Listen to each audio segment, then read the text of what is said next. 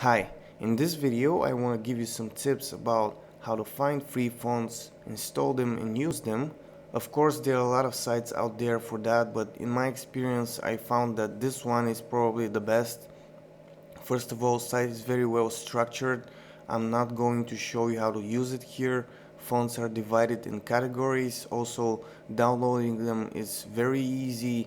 And around the download button there is a little text usually that states if the font is free or it's free for personal use only, or other stuff like that. But before I get to downloading and then installing and using, I just want to tell you why I prefer this site, and I'm not getting paid or anything like that to promote it. I like it a lot because it's, like I said, very well structured, easy to download fonts, and there are a lot of fonts there. And also something extremely important to me, site appears to be free from viruses, which is always a big concern when you're getting something for free and you're downloading something from the internet. Now, once you find the font that you want to download, you just click the download button, and if you only download the font file and there isn't any other file, usually this means that the font is completely free for personal or commercial use. Now, if you download and you download an archive, you can extract it and then you'll see the font file, but also a text file, and you can open it and read it. If the font is completely free, you'll see a statement from the author. You can see the terms of use of this font. Sometimes the creator of the font will only want to be notified if you want to use the font for a commercial purpose.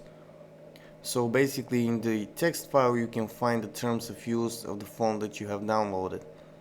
And next, when you want to install the font for Windows, for example, is just copying the font, then go to Windows, Fonts folder and paste it there, and you have a new font installed.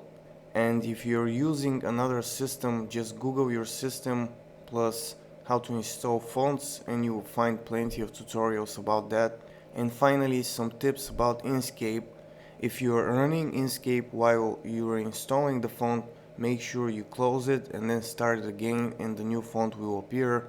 You can grab the text tool, write something, and from here you can type the name of the font. For example, this one is Freakture.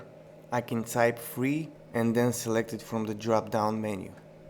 And another quick tip, with the text tool you can click on the text object and then mouse over here, and you can turn the mouse wheel forwards or backwards and you can scroll through fonts. Very quick and easy. So that's it for this video. If you need fonts, visit this site. I'm sure you're gonna find what you're looking for, and I hope this video was useful. If it was, like it, subscribe. That's it for now. Bye.